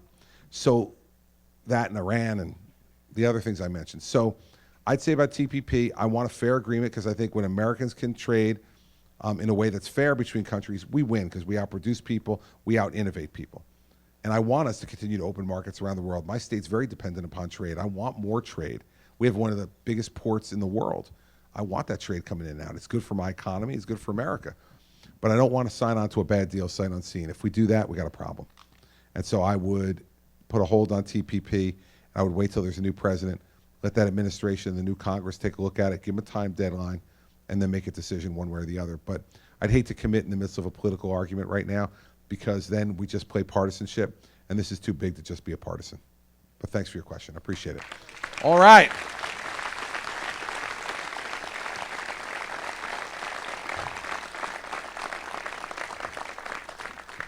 Well, now I'm feeling sentimental.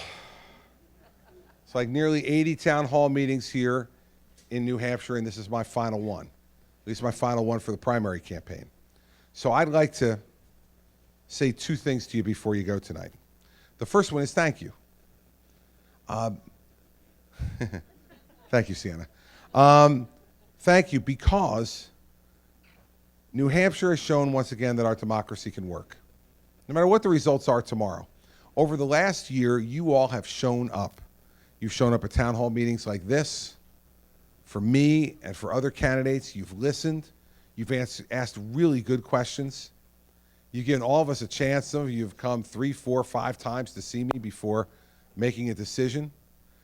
That all is incredibly encouraging for our democracy. And anybody who is cynical about our democracy should really just come to New Hampshire and watch you do what you do, because they would be less cynical about it if they did.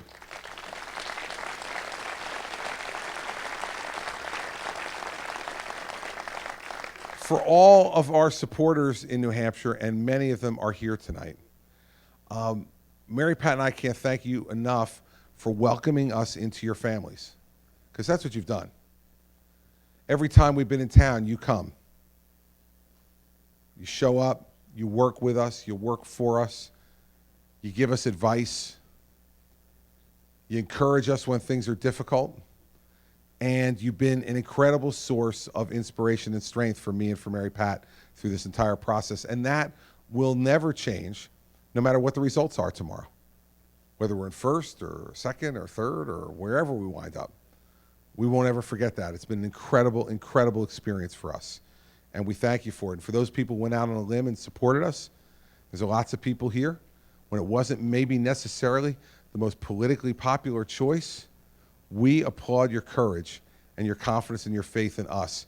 And we're going to reward that faith and confidence tomorrow. I'm going to be willing to bet you.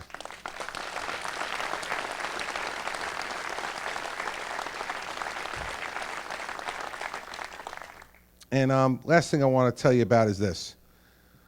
We've gone over all of these different proposals and ideas disagreements, issues, in a really thoughtful, I think, considerate way with each other, respecting each other's points of view, and that's a wonderful thing for all of us. But you know, you need to know more about me than just all those positions and all those issues. Those are important. But when George W. Bush came here in 1999 and 2000 as the governor of Texas, I am sure that no one got up at one of these town hall meetings and said, Governor, what would you do if 19 radical Islamic jihadists hijacked 4 commercial airliners, flew 2 of them into the World Trade Center towers, 1 into the Pentagon, and headed 1 towards Washington, D.C., but it was crashed into the ground in Shanksville, Pennsylvania, before it reached Washington? What would the first 3 things you would do be? I'm sure no one asked him that, because no one could have imagined it. My point is that being president means being prepared for the unimaginable. And how do you know, the undecided folks who are still here, how do you know if I'm prepared for the unimaginable? You can't tell from a list of proposals on my website. So you got to know who I am. And so I'm going to end tonight telling you who I am. I, as almost every one of you, are the product of your parents. We all are, for good and for bad. We're the product of our mother and father. And so, I have an 82-year-old father who is in the house tonight.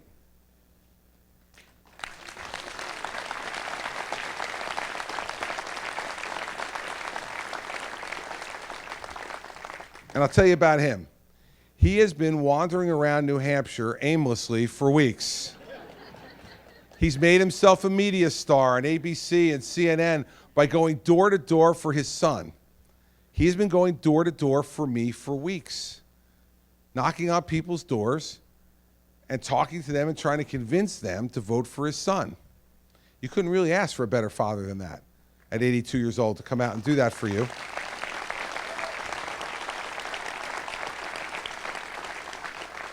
And those of you who've gotten a chance to meet him have reached your own conclusions about him. My view is he's funny, he's gregarious, he's outgoing, he's warm, and he's an Irishman. You like him. He's a good guy. And if you get enough time alone with him, he'll be sure to tell you an embarrassing story or 2 about me. That's okay, too. That's what fathers get to do. But I've often told him this, that in growing up, I made this observation. In the automobile of life, my father was merely a passenger. My mother was the driver. Mom was the rule setter in the house. Mom was judge, jury, and executioner. She liked that last part the best. And Mom set all the rules for all of us. And her most important rule, the one that she used to emphasize all the time, was there will be no suffering in silence in this house. Now, I believe, and I think my father probably does, that she set this rule mostly for herself because she did not want to ever suffer in silence. If she had something she wanted to say it, and she wanted to say it right then, and she wanted to say it right to you. And she did. And when I got to be, you know, Patrick's age, I think, around 15, I started to push back. I said, well, Mom, stop. I hear you. I got it. Stop. I don't want to hear it. She goes, no, Christopher. No, you're going to hear this now. I need to get this off my chest. There will be no deathbed confessions in this house. You'll hear it now. And she made that over and over again, that statement. I cannot tell you how many times as a kid I heard those words out of my mother's mouth. And that's the way our house was. As the oldest son in that house, with that kind of emotional charge in there, I became really expert at dispute resolution at an early age. And it was a great place to grow up because you always knew where you stood. You always knew where you stood. So my dad is in the house tonight. My mom is not. My mom is not here because 11 years ago, almost 12 now, we lost her.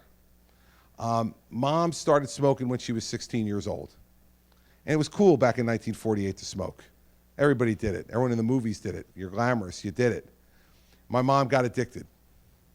And she tried everything to quit over the years. I watched her. Patches and gum.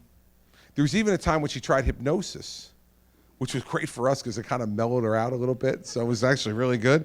Kind of really smoothed the rough edges, but it didn't work on the smoking, so she stopped and then reverted right back to form. She went through a lot of health struggles in her life. But then at 71 years old on Valentine's Day of 2004, she was diagnosed with lung cancer. And you know, any of you gone through this with lung cancer, that disease either goes real slow or real fast. Usually not in between. With my mom, it went real fast. I was U.S. attorney at the time. By the time the end of April came, I was off at a conference in San Diego, and my younger brother called me, and he told me that she had taken a real turn for the worse. They had to put her back in the hospital. And the doctor said, like, if I wanted to talk to her again, I needed to come now.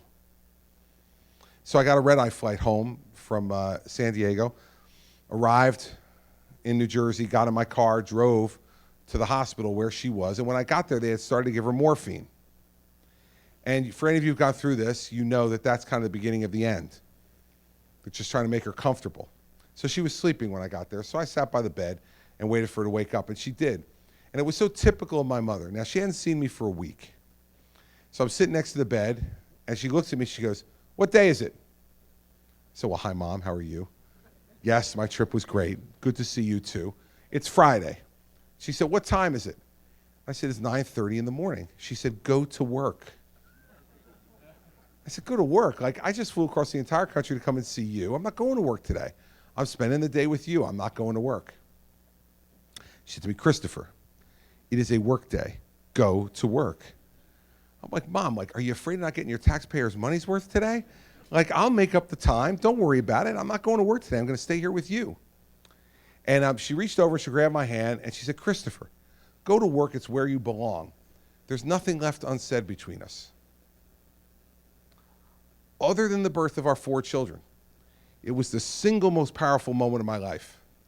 Because my mother, who had taught me so many things in my life, was giving me permission to let her go. And as I sat there, and those seconds felt like minutes, I thought to myself, damn, she is right again. She's right again. See, she told me no deathbed confessions. There'll be no deathbed confessions in this family. She said it over and over again. And she was right. See, we had nothing to say. Every grievance had been shared. Every joy had been aired out there. I knew she loved me. And she knew how much I loved her. And so I quickly came to the conclusion that it was my responsibility to do as I was told. So I got up and I said, "Okay, Mom, I'm going to work." And I kissed her on the forehead, and she looked at me and she said, "Good boy." And I left. 3 hours later, she went into a coma. And 3 days later, she died. So we never spoke again. But I have to tell you, I don't have a bit of regret. Not a bit, because not of those last few minutes that we had together, but because I lived my life the way she taught me to.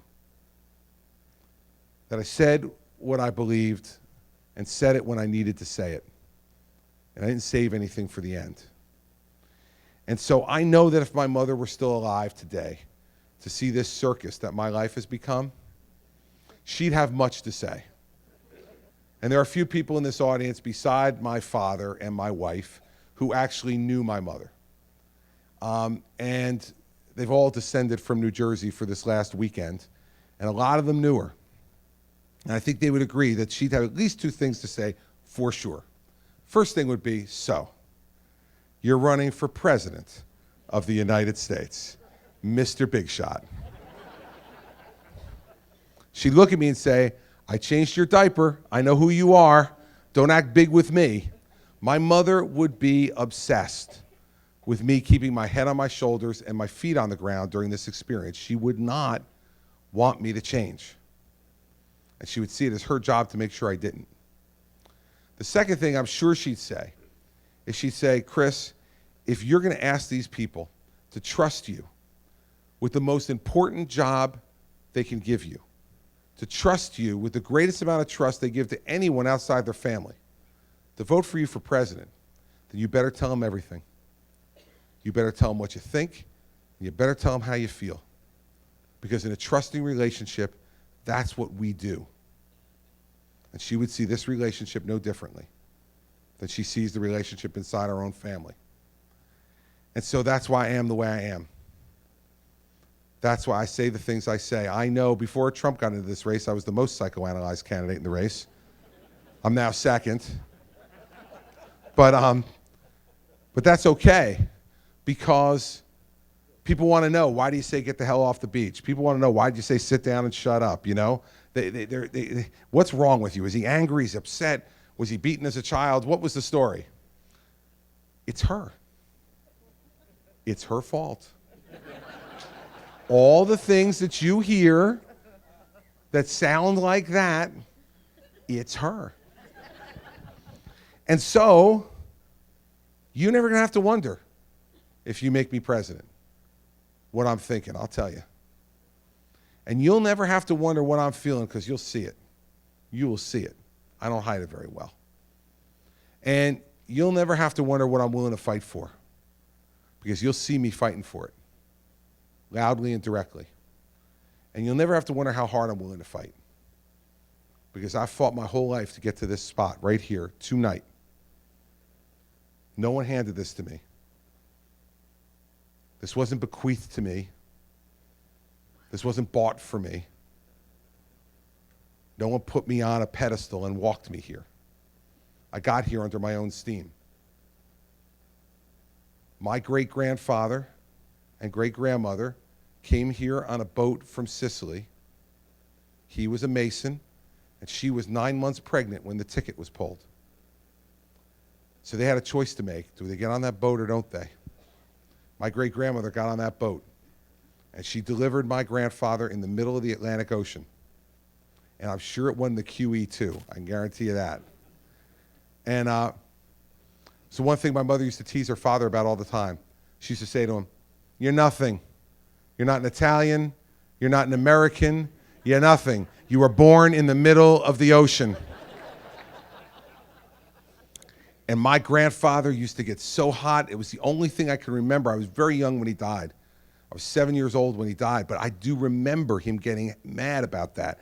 And I remember him getting red in his neck, and he would say to my mother, "Don't say that in front of my grandson.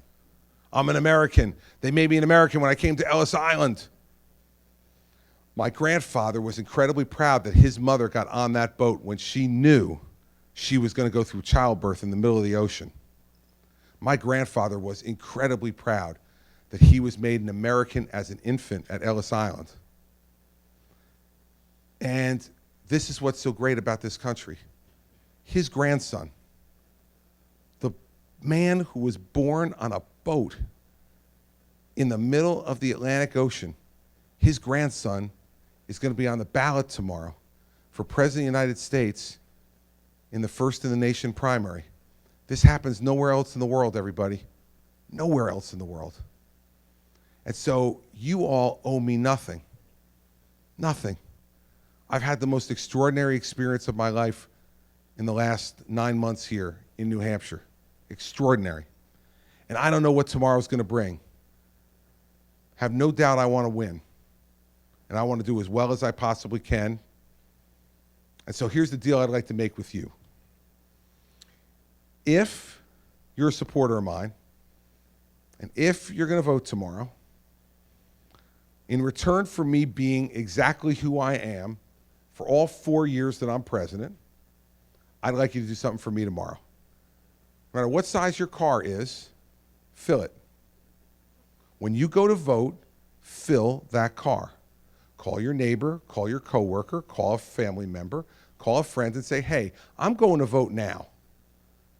You don't have to worry about driving. I'll take you because I'm filling my car because I made a deal with the governor. I said I'd fill my car if he would be an honest, hardworking guy as president. I think it's a great deal for you people. Fill your car tomorrow. Think about what a difference you can make if you do. Not only for me, but for our country. Because New Hampshire is going to determine You're going to determine tomorrow who goes on and who goes home. I got a flight scheduled for South Carolina on Wednesday morning. I intend to take it. But I'll tell you this.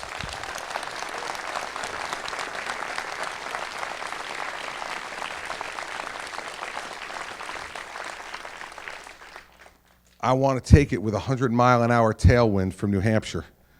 I want you all to send me off as your guy. I want to always be able to say in my life that the people in New Hampshire met me, got to see me, that I opened my heart to them, they opened their heart to me, and we made history together. Because that's what we can do tomorrow. We can make history together. I want that job. Not because I need another title. I got plenty. Governor, U.S. Attorney, son, brother, husband, father. I got enough titles to last me the rest of my life. I don't need another one. I want this job because I love this country. And I do not want to see it continue in the path it's going down. I don't want our kids to grow up with anything less than what I had. I want them to grow up with more. And I want your kids to do the same thing too. Together we can do it. That's the greatness of this country and this democracy. And the greatness of this process is you decide tomorrow. Not the talking heads on television, not the pollsters, not the pundits, not the political operatives. You decide. I'm comfortable to have my fate in your hands. And I love New Hampshire. I'll tell you one last thing. I'm going to be President of the United States. Thank you all very much.